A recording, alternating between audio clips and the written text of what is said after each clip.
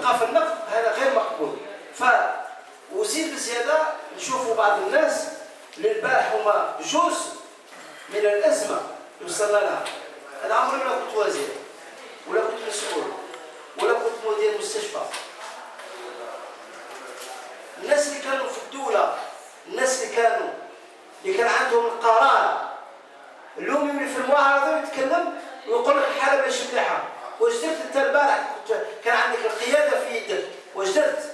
وبالتالي نعتبر ان هؤلاء وهؤلاء عليهم ان يتركوا المجال للشباب، للكفاءات، للوطنيين، للمخلصين. الجزائر تحتاج الى صحوه جديده، الى تجديد في الساحه السياسيه. فبركان هذا الصراع الذي نشوفه اليوم، هذا الشيء يؤسفني كثيرا كجزائري اولا وكرئيس حزب ثانيا، اننا نتقاذف مستوى رديء، اننا نتقاذف مستوى هكا. هذه السياسه وصلت اننا نتكلم على اشخاص ونتكلم على يا خويا الجزائر قبل كل شيء. انت وراك مكانك انت من الاعراب.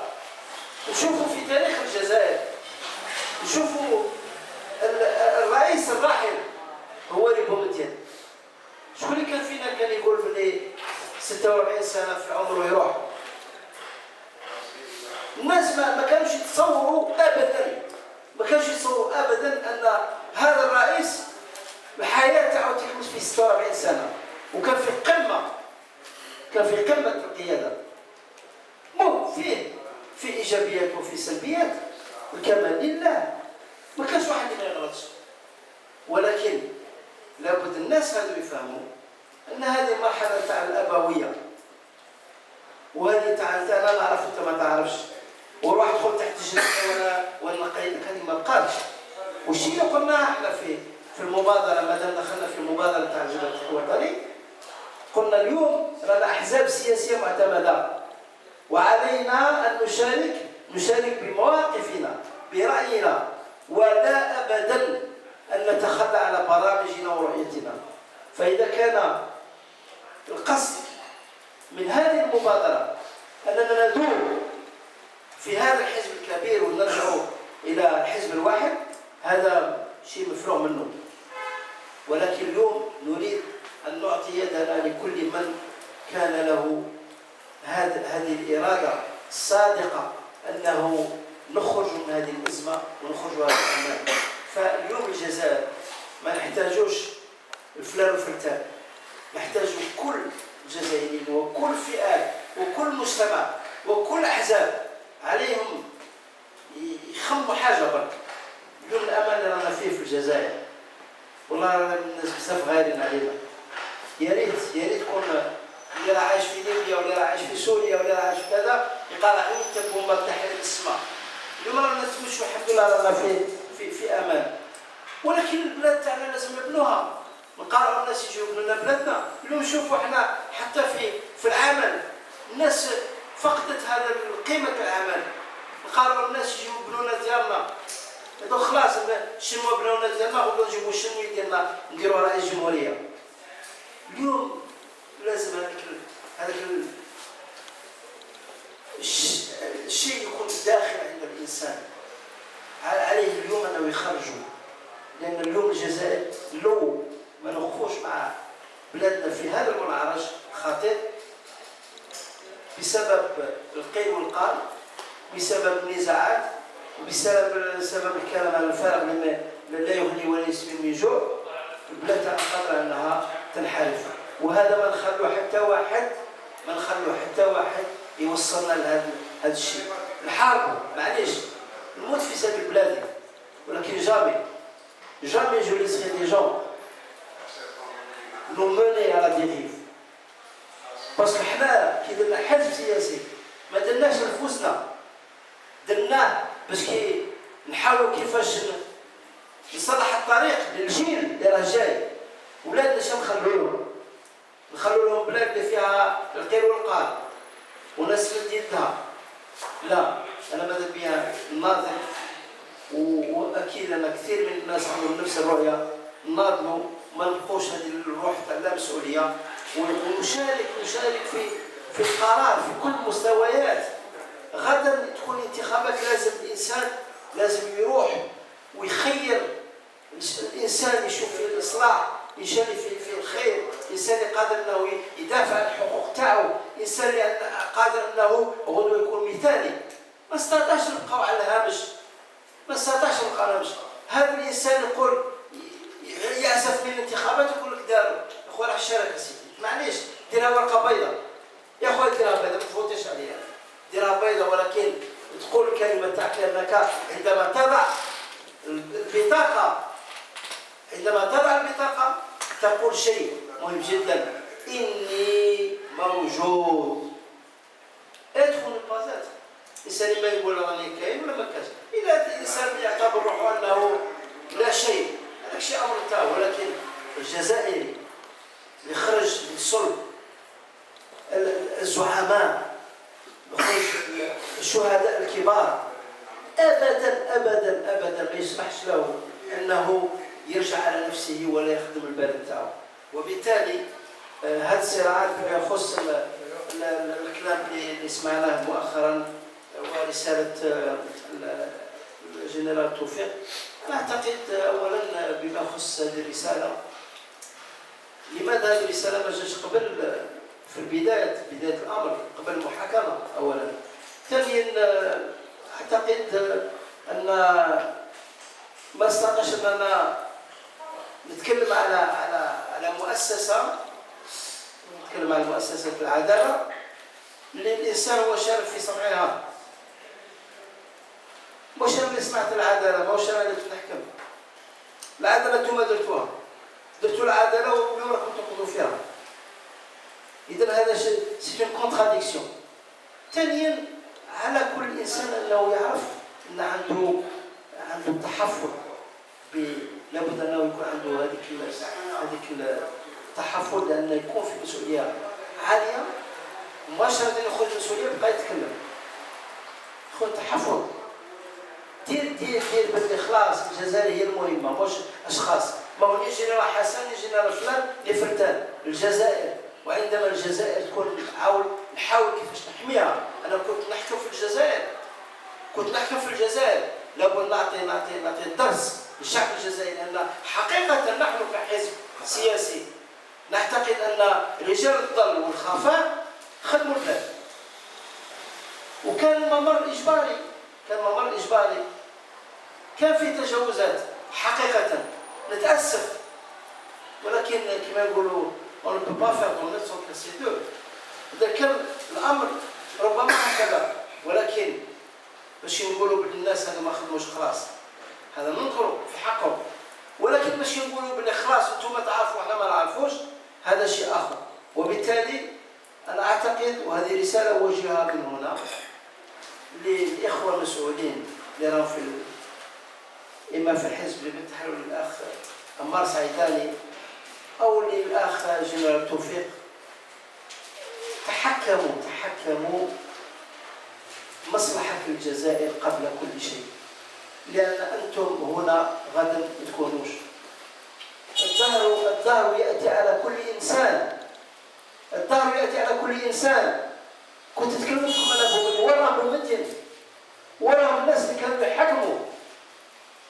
اليوم ديروا صلح حقيقي. نعرفوا احنا جديد، نعرفوا واش كان كاين، نعرفوا ان كانت فيه جانب موازي، نعرفوا ان كان القرارات كيفاش كانت تؤخذ، نعرف كيفاش تصنع الرؤساء. الشيء هذا ماهوش خافي علينا، نعرفوه. عندما تقول لي هذا الشيء نعرفه انا قبل ما تقول لي، ولكن واش تعطيني انا كحكمه اللي باش يخدم نقول البلاد هذه. انا نفعني بالتجربه تاعك باش ننقذ بلادنا، مش باش نهدمها. وبالتالي تقاربوا، كنتم في مسؤوليه، ولابد انكم تحملوا المسؤوليه اللي كانت عندكم والتاريخ يكتب عليكم. ولكن اليوم تقاربوا وقولوا من اجل الجزائر on va enterrer l'âge de Caen، لأن الجزائر قبل كل شيء. ما لازمش تكون شعارات، وهذا الكلام نقوله وأنا مسؤول عليه، وأكيد أن كل جزائري فخور بجزائريته ووطني، ويعيش الوطنية تاعو وعنده أمل أن الجزائر تكون فوق كل اعتبار، أنه يفكر كما لم يفكر. نداء لهؤلاء الإخوة، مهما كان الفراق، مهما كان الاتجاهات المعاكسة، فاجعلوا الجزائر فوق كل اعتبار. ربما جاوبت الأخ. تفضل أستاذ كريم. أهلا. Bonjour docteur. Donc Karim Massaf pour Journal El Watan. Bon, ça c'est mon avis personnel et puis je pense aussi que ça peut être l'avis aussi de beaucoup de citoyens de bas salaire et qui se débattent dans le quotidien. D'accord. Je pense que maintenant avec des questions Toufir, Saïdani, etc., je pense que ça n'intéresse beaucoup plus personne. Hein, donc si c'est pour garnir vos après-midi ou par curiosité, qui va nous faire jouer seul secrétaire, donc on a un peu fait les feux. Et ça n'intéresse personne, ça n'a jamais intéressé personne. Parce que la masse des citoyens algériens, d'accord, constitue à plus de 90% de salaire, disons, moyen, entre le SMIC et un salaire, plus ou moins décent, s'intéresse justement aux questions économiques. Hein. Paradoxalement, un Algérien qui était à un certain moment par les questions politiques, le reste, maintenant, ceci ou cela, maintenant c'est des questions économiques et il y a des lois qui sont en train de passer. Et justement, pour revenir un peu à l'article 66,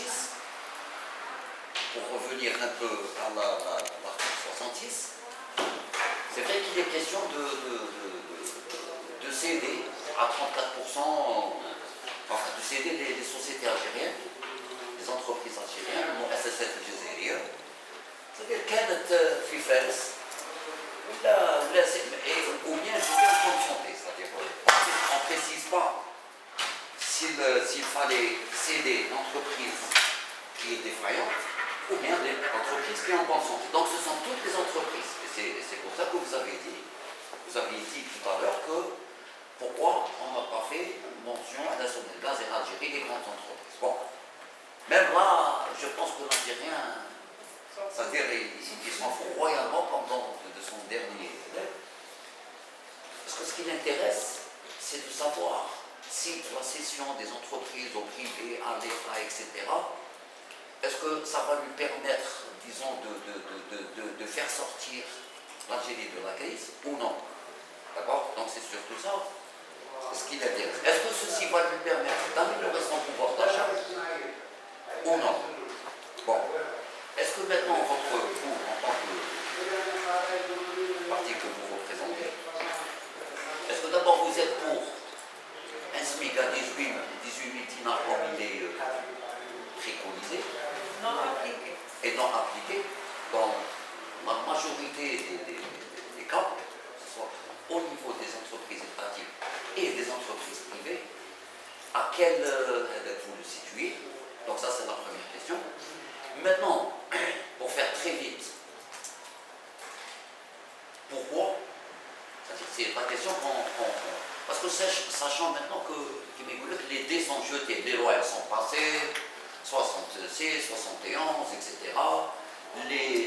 Le patronat a imposé son dictat sur l'économie algérienne, personne ne le conteste, ni un ministre, ni un... Pourquoi maintenant l'opposition,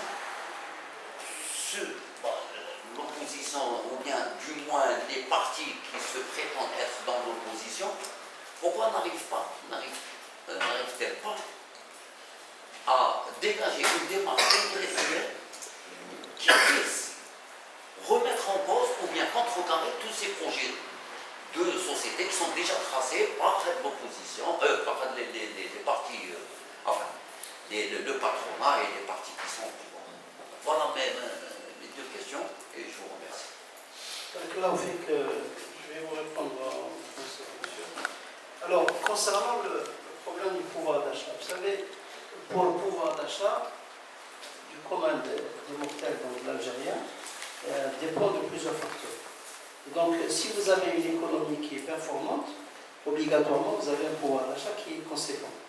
Si vous avez une économie qui est vacillante, qui n'est pas porteuse, qui ne crée pas de la richesse, qui n'investit pas dans la petite moyenne entreprise l'entreprise qui peut créer la richesse et donc être productrice, automatiquement vous allez retomber sur le pouvoir d'achat de l'Algérien, parce que vous savez, tant que vous ne créez pas ce que vous, comme j'ai expliqué tout à l'heure, ce que vous mangez, ce que vous mettez sur votre dos, ce que vous utilisez dans la vie de tous les jours, vous êtes dépendant des autres.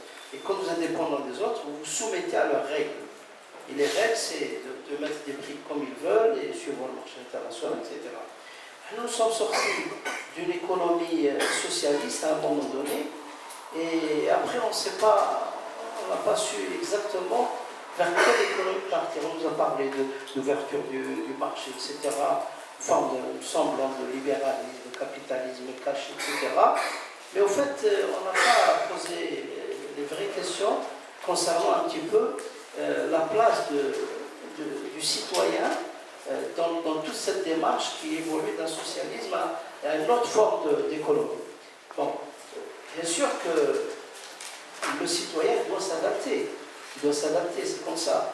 Quand vous êtes chez vous, vous avez un pouvoir d'achat X. Si vous avez un pouvoir d'achat qui est de X moins 1, vous allez réadapter votre bourse à l'intérieur de votre famille pour essayer d'être au niveau. C'est le même principe. Aujourd'hui, si on fait du populisme, si on donne de l'argent à droite et à gauche, si on ne fait pas une économie qui soit une économie transparente, qui est porteuse de richesse, qui essaie de mettre le savoir au-dessus de toute considération, qui met les compétences là où il faut, qui évite le clientélisme, qui évite de mettre des gens des bras cassés à la tête des entreprises qui peuvent être porteuses, etc., vous ne pouvez pas attendre à ce que vous ayez le lendemain un soleil plein le ciel. Donc automatiquement, c'est ce qu'on a. Nous avons fait une politique qui n'a pas su prévenir l'avenir. Nous avons vécu sur ce qu'on a. Et c'est ça le tort. On aurait dû réfléchir avant, parce que quand vous avez la matière entre vous, il faut toujours essayer d'avoir un substitut. C'est le même principe que la voiture qui marche avec 4 roues, vous avez un but de secours. Si vous n'avez pas trop de secours, que vous tombez en panne, vous restez sur la route. Et c'est ça le vrai problème de notre politique chez nous. Ça a été de dire nous avons les moyens, aujourd'hui on est à l'aise, on s'en fout du reste. Et le monde, comme on dit, change. Pourquoi? Parce qu'aujourd'hui, les grandes puissances, si il y a des centaines d'années, ils venaient avec des chars et colonisaient des peuplades, aujourd'hui, la colonisation a changé de forme. On est colonisé par notre montagne, on est colonisé par notre économie, on est colonisé par notre culture. Et donc c'est tout ça, c'est les grands défis qu'il faut faire. Et vous ne pouvez pas faire face à tout cela si vous ne formez pas vos élites, si vous ne formez pas vos citoyens. Le citoyen doit être un citoyen qui soit positif dans sa vie, qui donne quelque chose à son pays. Il لازم يكون مواطن إيجابي. لو ما تكونش مواطن إيجابي ما تستطيعش أنك ترفع التحدي. Et donc, pour le pouvoir d'achat, bien sûr, il va y avoir une érosion du pouvoir d'achat. Et nous on se révolte totalement. Et je l'ai dit tout à l'heure, les gens qui doivent payer la facture, c'est d'abord les gens qui ont profité de ce système. Et les gens qui ont profité de ce système, c'est les gens qui ont amassé des fortunes au dos des citoyens, et qui aujourd'hui veulent nous donner des leçons. Aujourd'hui, nous avons besoin d'un pouvoir fort, un pouvoir qui sache répartir ses richesses sur ses citoyens, qui sache faire la part des choses. Le pouvoir de l'argent ne doit pas s'immiscer dans la politique. Il faut créer des obstacles, mettre des lignes rouges à ce que le pouvoir d'argent n'intervient pas ou n'interfère pas dans la décision politique. La décision politique doit revenir au peuple. C'est lui qui décide son avenir. Ce n'est pas celui qui a acquis des milliards au dos de ses citoyens.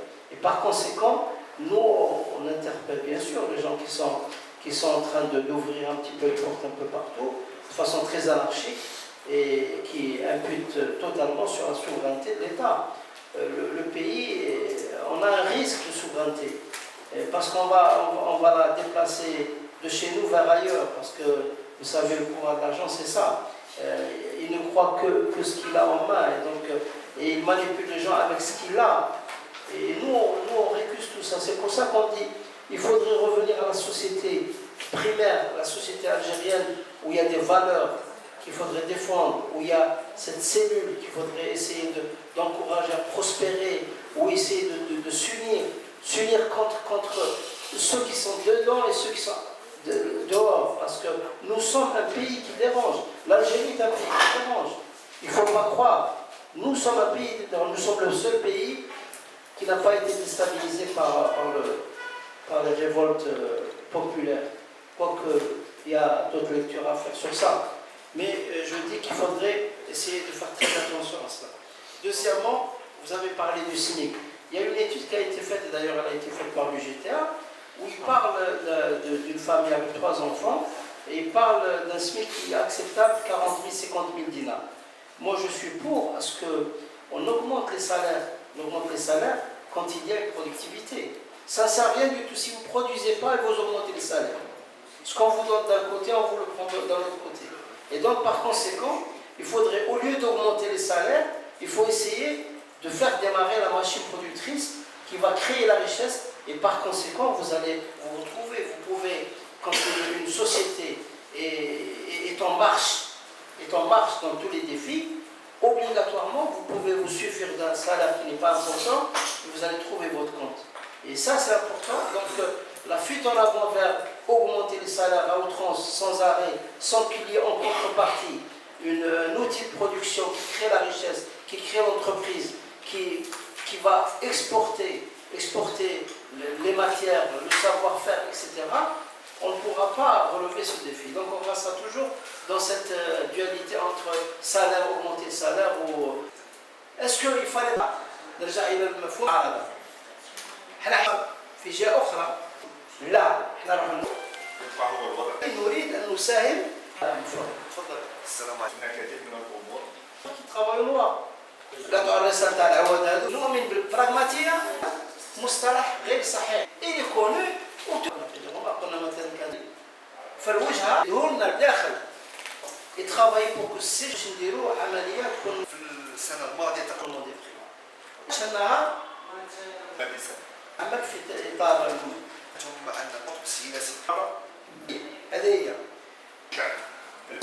وجه الباب بكل كفاءة. في الحقيقة ما كانش دول البال والناس اللي هذا القطب السياسي اللي شكل بوليس يحكوا فينا المياه هو معناتها أن moi je sais qu'il y a des conflits ذاتها وكذا. الرسالة الحقيقية تاع اللي دون البوبوليزم فوالي المعارضة ما تسمى ثم أن قطب سياسي نتهمشوا لازم القريب يعني كونسومابل ما الحمد لله. نقول لك حاجة هذيك الوقت استماع باقي كيف الصون كي ترافايو نوار أنا لابد نكون دخلنا ولكن دخلنا بالتحفظات.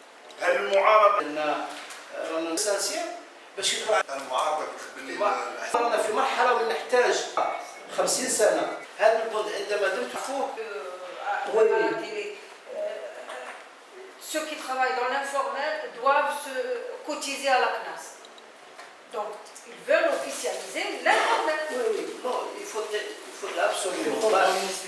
faudrait absolument essayer de trouver. Parce que vous savez, je vous dis une chose. Je vais vous dire une chose. Personne, aucun homme politique, aucun parti politique n'a la solution en main. نتحدى انا واحد فيهم يجي يعطيني الحل ويقول لي الحل.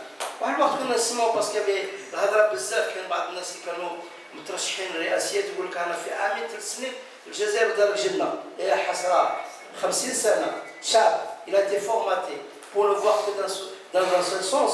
Il faudrait 50 ans pour le changer. Et donc tout ça, il ne faut pas aller dans le populisme, il faut aller dans le concret. Nous sommes un parti pragmatique. Nous voulons voir les choses telles qu'elles sont et travailler pour que ces choses-là s'améliorent pour que demain, le citoyen soit un citoyen respectable, qui soit responsable, qui soit un produit qui va participer à l'édification de son pays. L'informel ne doit pas exister. Mais en face, il faudrait créer le climat pour que les gens ne restent pas dans l'informel. Et donc là aussi, il faudrait faire l'identification. Je vous donne un exemple, on a créé les malafis. ان جور يبي واحد الحمله كانت هنا في وارن بوستايتي وين الناس على الكارويات اللي يبيعوا يروحوا يشروا عندك كارو يروح يشري الخضره في المارشي الكبير ويروح هكا في الكارتي تاعو يبيع البطاطا وكذا وديك وكان ياكل وليداته وكذا. واحد النهار داروا حمله قال قطعوا الرسالة تاع العواد هذو وقالوا الكارويات. واحد طفل كان يخدم بالطريقه هذه كان عنده عائله كبيره من قبائل عائله كبيره عارفه يوكلهم هو يوكلهم المصدر تاعو هذا الكارو تاعو العب فقط. تقلع على انت يجي عندي قال لي يا دكتور قال لي باغي نقول لك حاجه هذيك الوقت سيتي ما با بريزون بارتي ما في ميم با بارتي اون طونك سيتويان بلاص. قال لي الله يخليك حطني الحل. قال واش؟ قال لي داو لي الكارو وكلوا لي العود كيفاش ندير باش نعيش؟ قلت له قال لي انا نروح نبيع الكيف والطفل هذا راح يبيع الكيف وتقلع الحبس. اسكو سي لي سوليسيون هذو هما لي سوليسيون؟ اسكو il fallait pas mettre d'abord le badil et c'était facile il faut pas sortir de Saint-Cyr باش يكون عندك معلومات. قال خويا نجمع عندنا كارتي تيلاك مثلا قال ولاد كلي تيلاك نديرو الاولاد نحلهم بتي مارشي بروكسيميتي ونعطيهم دي بوكس ولا مين تخلص عليهم هذيك 20 ولا 30 في النهار شي نقوم وراهم وهو يخدم إلي ايدونتيفيي إلي كونو و تو الموند اي بون تو الموند اي جونتي. لا حنا نروحو نركبو العود ونكلعو له الوسمه تاعو ونخلوه يطلب ويولي مارجينال. سي با اون بوليتيك اللي تبشر بالخير. وبالتالي نقول باللي المسؤولين يكونوا لازم يخموا يفكروا الناس هذولا. Pardon docteur, puisqu'ils ne le font pas, c'est pour ça que j'ai posé la question. L'opposition ou les gens qui sont contre Gahed Falah, maintenant pourquoi peinent-ils ou est-ce que ça les fait? L'opposition, moi je l'ai dit, et donc je vais rappeler quel mot parce que Faut faire très vite. L'opposition, moi je leur ai dit en face. Jamais vous serez au pouvoir. Est-ce que vous le clamez? Oui, parce que vous n'arrivez pas à vous défaire de vos leaderships. Je vais vous lancer un défi. Mettez un candidat à la présidentielle جاي. Un candidat de consensus. انتم المعارضة اختاروا واحد فينا وديروا ومشوا موراه pour les élections تاع 2019. والله ما يديروها. donc واش تنتظر من المعارضة اللي عندها عصب عينيها الا الكرسي تاع المراديه؟ Tu ne peux rien attendre. Et tant qu'il n'y a pas de sacrifice, en tant que citoyen, en tant que responsable politique, tu ne fais pas de sacrifice pour ton pays, tu ne pourras jamais être apte à gérer un pays. هذا مفروض. تفضل. السلام عليكم. قائد عمر الوالي ولية الجمهورية. دكتور يعني تبعنا باهتمام الكلام يعني القيم اللي تقدم فيه يعني ممنهج، ما تبعنا كلام ممنهج. وبالمناسبة في السنة الماضية تقريبا يعني أعلنتم أن القطب السياسي مشكل مثل الأحزاب هنا في ولاية وهران مع الأخ يوسف حميدي وعلى ما أظن مع بالهادي. وهذا القطب السياسي يعني الهدف تاعه هو تقديم اقتراحات لمجموعة من القضايا السياسية الاجتماعية الثقافية المطروحة. يعني ما جديد هذا القطب السياسي اللي شكلتوه وما محله من الإعراب من القضايا الحالية المطروحة، قانون المالية، الدستور ومختلف القضايا.